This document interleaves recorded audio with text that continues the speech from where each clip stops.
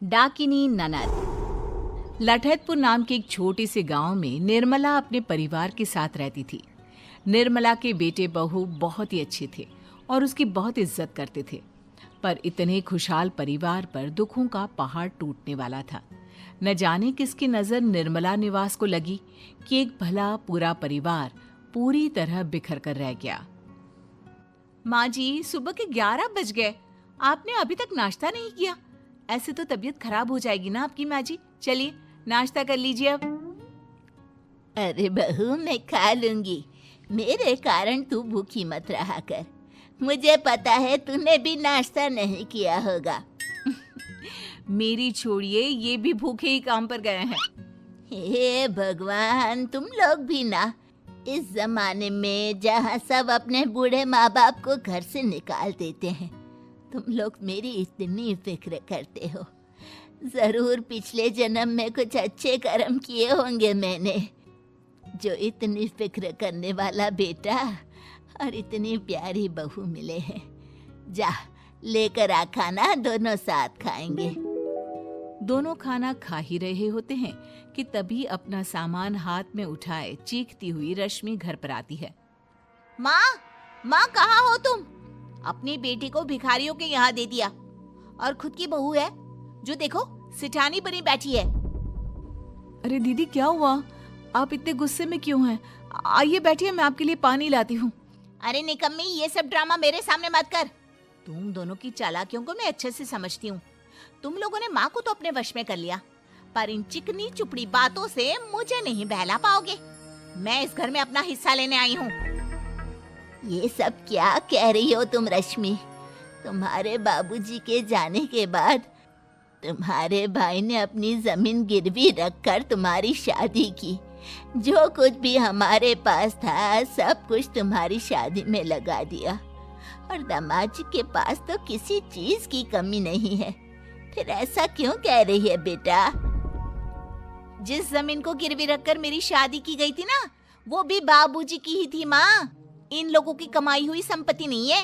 और तुम्हें तो तुम्हारे बेटे बहू ने पता नहीं कौन सी मिश्री घोलकर पिला दी है, जो बस इनकी ही बोली बोलती रहती हो।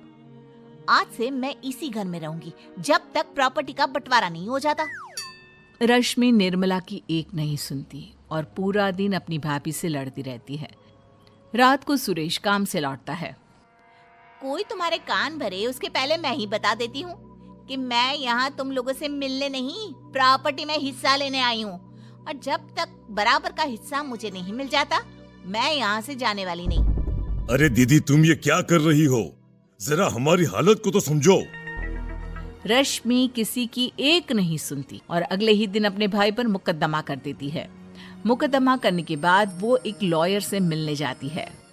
देखिए रश्मि जी, केस तो आपके भाई के फेवर में है। मुझे तो ये केस हमारे हाथों से जाता हुआ दिख रहा है। जाता हुआ लग रहा होगा, पर मैं जाने नहीं दूंगी। अब मुझे दूसरा रास्ता ही अपनाना होगा वकील साहब। जायदाद की लालच रश्मि को अंधा कर देती है और वो सीधे स्मशान घाट के एक तांत्रिक के पास पहुंचती है। ये लीजिए बाबा, मेरे भाइयों की तस्वीर। कुछ ऐसा कीजिए कि ये लोग ऐसी परेशानी में फंसे कि उसी में उलझे रहे और ये घर मेरा हो जाए।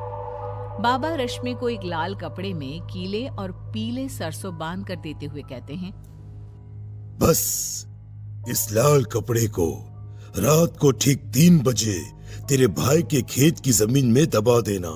उसके बाद इसका जादू देखना। रश्मि बिल्कुल वैसा ही करती है और अगले ही दिन जब सूरज खेत पर जाता है, उसका पैर जैसे ही उस हिस्से में पड़ता है जहां रश्मि ने कीले गड़ी थी, उसे खून की उल्टियां होने लगती है और उसकी तबीयत बहुत बिगड़ जाती है। आनन फानन में उसे घर पर लाया जाता है। दवाई लेकर सूरज अपने कमरे में सो रहा होता है, तभी उसे ऐसा लगता है मानो कोई उसके सिरहाने बैठा हो। कौन है? कौन है? तभी कमरे में एक रोशनी आती है जो सीधा उस औरत पर पड़ती है जो सूरज के सिरहाने बैठी थी। उसके खुले बाल उसके चेहरे पर इस तरह ढके हुए थे कि उसका चेहरा देख पाना मुश्किल लग रहा था। अपने बालों को हटाती हुई वो सूरज की ओर देखती है। तेरी बहन ने मुझे भेजा है तुझे साथ लाने को। चलना, चल। वो डायन सूरज की छाती पर बैठ जाती है और उसके शरीर से धीरे धीरे आत्मा खींचने लग जाती है। सूरज की हालत बद से बदतर होने लग जाती है। सूरज के सामने जब सब रो रहे होते हैं, रश्मि कहती है, अब सुहाग ही नहीं रहेगा तो किसके लिए हिस्सा रखोगी भाभी जी? हे भगवान, तुझे जानने के पहले मैं मर क्यों नहीं गई? भाई इतना तड़प रहा है पर तुझे प्रॉपर्टी की आग लगी हुई है। अरे अब बहुत हुआ। मेरे बाप समान भाई की ऐसी हालत देखकर भी तुझे दया नहीं आई। तुझे इस घर से एक कौड़ी भी नहीं मिलेगी। निकल जा यहां से, निकल। रश्मि सबके सामने घर से निकल जाती है और वापस बाबा के पास चली जाती है। बाबा, सुरेश तो मर गया पर प्रॉपर्टी का कुछ भी मेरे हाथ न लगा। कुछ कीजिए, कोई रहे ना रहे, अब तो सब कुछ मुझे मेरे नाम चाहिए बस। बाबा रश्मि को राख और एक शीशे की कटोरी देते हुए कहते हैं, ये लो, इस कटोरी को अपने घर की छत पर तोड़ देना और इस राख को अपने घर के चारों ओर बिखेर देना। फिर वो घर हमेशा के लिए तुम्हारा होगा। पर याद रखना, ये काला जादू जितना देता है उससे ज्यादा लेता भी है। क्या ले लेगा मेरा? मैं नहीं डरती किसी से। रश्मि रात के अंधेरे में कटोरी और राख लेकर निकलती है। वो घर पहुंचने ही वाली होती है कि रास्ते में एक पत्थर से टकराकर वो कटोरी उसके हाथ से टूट जाती है और हर तरफ राख गिर जाती है।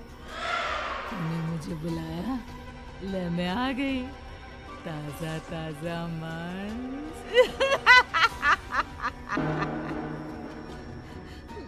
मुझे नहीं, मेरे घर वालों के लिए था। छोड़ दे मुझे। छोड़ती ही तो हूँ मैं इंसानों को। इंसान को खाती हूँ, उसके नाखून छोड़ देती हूँ। डायन सूरज को छोड़कर रेशमा के पास आ जाती है। सूरज की तबीयत सुधरने लगती है और वो ठीक हो जाता है और रेशमा के बुरे कर्म उससे ही निगल जाते हैं।